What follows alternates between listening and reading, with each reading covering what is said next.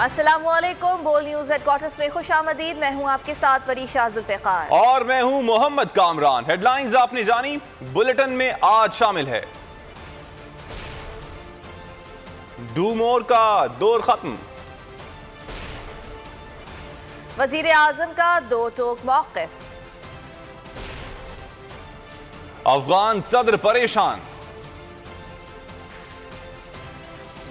और तर्जुमा शाहिद हफीज चौधरी ने कहा है कि अफगान अमन अमल में पाकिस्तान का किरदार सालिस का है। वजीर आजम इमरान खान का बयान अफगानिस्तान से मुतालिक पॉलिसी से ही जुड़ा है। बोल के प्रोग्राम नेशनल डिबेट में गुफ्तगू में उनका कहना था कि पाकिस्तान वाहिद मुल्क है जिसने कहा अफगानिस्तान मसले का मिलिट्री हल नहीं है।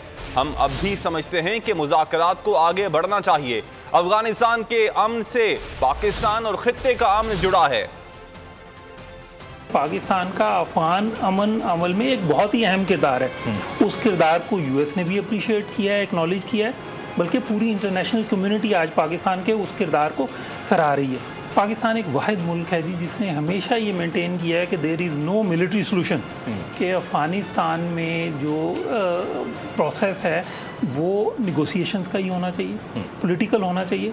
मिलिट्री सॉल्यूशन उसका कोई नहीं है। हम अब भी ये समझते हैं कि अफ़गान पीस प्रोसेस जो है उसे आगे चलना चाहिए। पाकिस्तान का उसमें रोल पिछले साल फैसिलिटेटर का है, फैसिलिटेटर का रोल। उसमें पिछले साल जो 3 इंतहाई अहम माइलस्टोन्स अचीव हुए, उसमें यूएस और तालिबान का पीस एग्रीमेंट हुआ जो फरवरी लास्ट ईयर, उसके बाद इंट्रा अफगान निगोसिएशंस जो स्टार्ट हुई सितंबर लास्ट ईयर, और उसके बाद एग्रीमेंट हुआ ऑन रूल्स एंड प्रोसीजर्स नवंबर लास्ट ईयर। इन तब तीनों में पाकिस्तान का एक कलीदी किरदार था। और हुकूमत की कोरोना वैक्सीन की किल्लत पर काबू पाने की कोशिशें। साइनोवैक वैक्सीन की 15 लाख डोजेस की खेप पाकिस्तान पहुंच गई है। डॉक्टर फैसल सुल्तान ने आपको बताएंगे कि 2 रोज में वैक्सीन की कमी पूरी होने का इम्कान जाहिर किया है, जबकि पाकिस्तान ने फाइजर वैक्सीन की मजीद 1 करोड़ 30 लाख खुराकों का मुआहिदा कर लिया।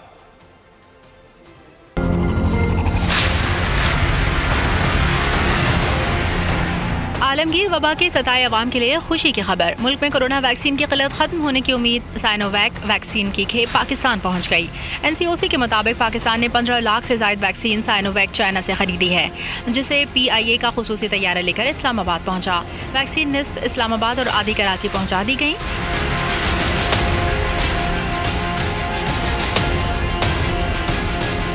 डॉक्टर फैसल सुल्तान ने 2 रोज में वैक्सीन की कमी पूरी होने का इम्कान जाहिर कर दिया।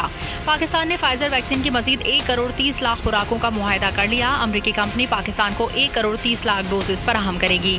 फाइजर बायो एनटेक जुलाई में पाकिस्तान को 10 लाख खुराकें फराहम करेगी।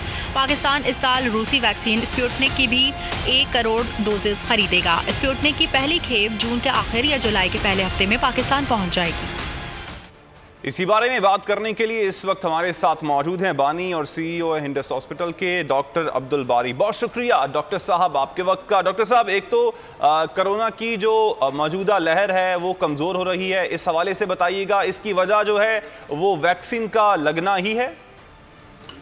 इसमें 2-3 वजूहात हैं। पहले तो ये है कि जो लॉकडाउन किए गए थे, इफेक्टिव लॉकडाउन किया गया और चीज़ों को बंद रखा गया, और मेरे ख्याल में लोगों को ताउन भी रहा, जिसकी वजह से ये हुआ। और वैक्सीन की वजह से भी डेफिनेटली वैक्सीन स्प्रेड को रोकता नहीं है, वो प्रोटेक्ट करता है। लेकिन ये जो सारी लॉकडाउन किया गया और चीज़ों को बाज़ारों मतलब मार्केट को जल्दी बंद किया गया और आहिस्ता आहिस्ता खोलना शुरू किया है, क्योंकि अब नंबर्स कम हो रहे हैं और वैक्सीन की भी स्पीड बढ़ती जा रही है। बीच में थोड़ा सा हिकअप आया था, वो सप्लाई चेन्स के इश्यूज़ थे, जो कि होपफुली इंशाल्लाह आज से वो कंट्रोल में आ रहे हैं, तो दोबारा उसी तेज़ी से वैक्सीनेशन भी शुरू हो जाएगी। लेकिन इसका मतलब ये नहीं है कि ये कम हो रहा है। हमको ख्याल करना चाहिए एज अ सिटीजन्स को कि जी हमको बिल्कुल ज़िम्मेदाराना रवैया अख्तियार करना होगा, SOPs पे फॉलो करना होगा। SOPs पे फॉलो करते रहेंगे, हमको इस वैक्सीन के इस पेंडेमिक के साथ जीना सीखना होगा। और मास्क को पहनना, सोशल डिस्टेंसिंग रखना, बिला ज़रूरत जो मजमे वाली जगह पे ना जाना, ये एहतियात जारी रहेगी जब तक कि हमारी 70% पॉपुलेशन वैक्सीनेट ना हो जाए। ठीक है डॉक्टर साहब, ये भी फरमाइएगा कि आप ये कह रहे हैं कि SOPs का हमें अभी ख्याल रखना है, लेकिन अगर प्रैक्टिकली देखा जाए तो SOPs का ख्याल अवाम की जानिब से नहीं रखा जा रहा। हुकूमत ने तमाम तर पाबंदियाँ ख़त्म कर दी हैं, लेकिन अब अवाम एहतियात नहीं कर रहे, तो क्या एक बार फिर हम ये देख सकते हैं कि केसेस बढ़ जाएंगे? देखिए डेफिनेटली, अगर हम लोगों ने, मैंने हमेशा कहा कि जो वेव्स आई हैं ना, वेव्स आने में हम सब कसूरवार हैं, हम कसूरवार हैं, कोई और नहीं, हम सब कसूरवार हैं। और इसलिए हमको जो है ना कंप्लेसेंसी नहीं करनी चाहिए, हमको एहतियात करनी चाहिए, क्योंकि अगर आप नहीं करेंगे तो फिर मजबूर हो जाएगी हुकूमत सख्त फैसला लेने के ऊपर। अच्छा डॉक्टर साहब, एक और चीज़ आपसे पूछना चाहूँगा। हमने देखा है कि अमेरिका में जिनको वैक्सीनेट हो गए थे जो लोग, उनके बारे में ये कहा गया कि वो मास्क बिना भी बाहर आ सकते हैं, मास्क बिना भी वो अपने जो डेली रूटीन है उसमें वो अपने काम जारी रख सकते हैं। क्या आप ये चीज़ पाकिस्तान में भी होता हुआ देखते हैं, और क्या रिकमेंड करेंगे कि अगर आप वैक्सीनेटेड हो जाते हैं तो आप अगर मास्क नहीं भी पहनेंगे तो कुछ फ़र्क नहीं पड़ता है? नहीं, मेरा ख्याल है अभी हम ये नहीं कह सकते। वो जो उस वक्त तक, जब तक कि कुछ अमेरिका की वैक्सीनेशन जो है ना वो 70% पॉपुलेशन तक हो चुकी है, तो उस वक्त कह सकते हैं, लेकिन अभी हम नहीं कह सकते। हमारी अगर परसेंटेज देखें तो अभी बहुत कम है। हम जब उस स्टेज पर पहुंच जाएंगे उस वक्त फिर हम कह सकेंगे कि जी ये किया जा सकता है, लेकिन अभी एट दिस मोमेंट नहीं, हम ये नहीं कह सकते कि मास्क, आपको वैक्सीनेशन के बाद भी मास्क, वही SOPs को फॉलो करना होगा जो कोविड की SOPs हैं। ठीक है डॉक्टर साहब, ये भी फरमाइएगा कि कल भी हम इस बारे में बात कर रहे थे कि जब एक शख्स एक बार वैक्सीनेट हो जाता है तो उसको दूसरी वैक्सीन क्या 1 साल के बाद लगवानी पड़ेगी? वैक्सीन की मियाद के हवाले से अब तक क्या रिसर्च हो पाई है?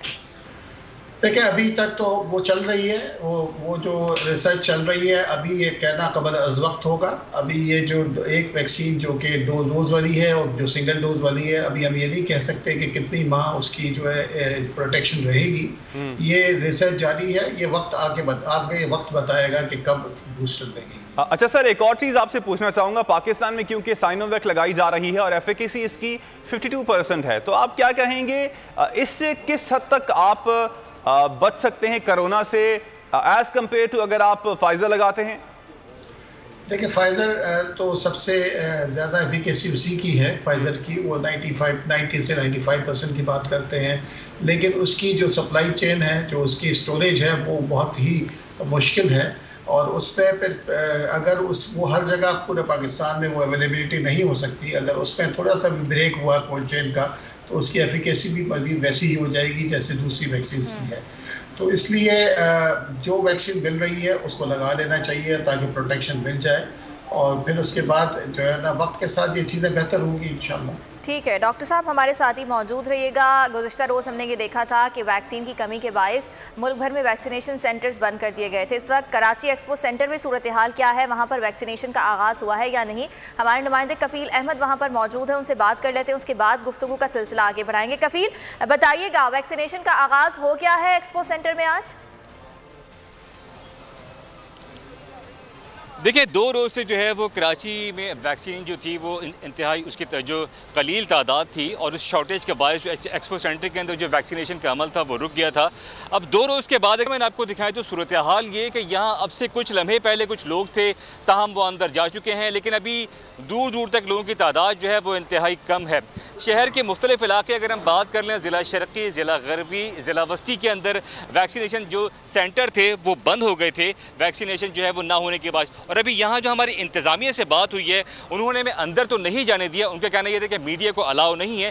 ताहम उन्होंने ये बताया कि साइनोफार्म की जो है वो 2nd डोज लगाई जा रही है, और उसके अलावा जो साइनोवैक है वो यहाँ पर जो है वो दस्तयाब है। लोग अंदर मौजूद हैं, लेकिन उनकी तादाद को इतनी ज़्यादा नहीं है। मेरी जब लोगों से बात हुई तो उन्होंने कहा कि इन्होंने तकरीबन कोई 10 मिनट पहले ये प्रोसेस जो है वो स्टार्ट किया है, और तमाम जो वैक्सीन है उनको लगाई जा रही है। तो ये 2 वैक्सीन अब तक अवेलेबल हैं। इसके अलावा लोगों की तादाद खासी कम है, लोग अभी यहाँ मौजूद नहीं है, बाहर जो थे वो अंदर जा चुके हैं। आ गई है। कफील, आपने अपडेट किया कराची की सूरत हाल से, आपका शुक्रिया। डॉक्टर साहब आपकी जानिब वापस आना चाहूंगा। डॉक्टर साहब क्या कहेंगे आप, अब वैक्सीनेशन का अमल एक बार फिर से शुरू हो चुका है, लेकिन हमने देखा है कि बहुत से लोग थे जिन्होंने पहली डोज लगवाई लेकिन 2nd डोज लगवाने में देर कर दी। तो क्या पहली डोज का असर कम हो जाएगा, या फिर अगर हम देर बाद लगाते हैं तो तब भी 2nd डोज अगर लग जाती है तो कोरोना से आप बच सकते हैं? आप बच सकते हैं। ये हो सकता है कि कभी किसी वजूह की बिना पर हफ्ता 10 दिन लेट हो जाए तो कोई मसला नहीं है, क्योंकि जो प्रोसेस है ना एंटीबॉडीज बनने का वो शुरू हो चुका है। और ये दूसरी डोज जो होती है ना वो बूस्ट करती है उसको, बूस्टर। और पहली डोज के 2 हफ्ते बाद ये प्रोसेस शुरू होता है और फिर वो बढ़ती रहती है। अगर सपोज 25% 40% बनना शुरू हुई है तो ये बूस्टर करने से वो तकरीबन 80% 90% तक चली जाती है। तो इसलिए थोड़ा डिले भी हो जाए तो सेकेंड डोज लगा लेनी चाहिए। और ये उम्मीद यही है कि जिस तरीके से कि ये इंशाल्लाह वैक्सीन का जो सप्लाई चेन है अब ज़रा स्मूथ रहेगा और वो सप्लाई जारी रहेगी तो ये कंटिन्यूस रहेगा प्रोसेस इंशाल्लाह। ठीक है डॉक्टर साहब, आपने कहा कि 10-15 दिन हो जाएं तो कोई मसला नहीं है, लेकिन अगर महीना 1.5 महीना गुजर जाए तो भी दूसरी डोज लगवाई जा सकती है? लगवाई जा सकती है, बिल्कुल लगवाई जा सकती है। अच्छा डॉक्टर साहब, अब एक और चीज़ आपसे पूछना चाहूँगा, ये आप अगर कोई बंदा है या खातून है वो एक डोज ही लगवाते हैं तो क्या एक डोज बाद भी कोरोना से आप बच सकते हैं? एज इन कि उसकी जो जिस शिद्दत होगी कोरोना की वो अगर आप पहली डोज भी नहीं लगवाई होगी वो कम ही होगी, उससे थोड़ी कम होगी, लेकिन फुल प्रोटेक्शन नहीं मिलेगी, जिसको कहते हैं ना पूरी प्रोटेक्शन नहीं मिलेगी आपको। ठीक, बहुत शुक्रिया डॉक्टर बारी साहब, आपने वक्त दिया बोल टेलीविजन को।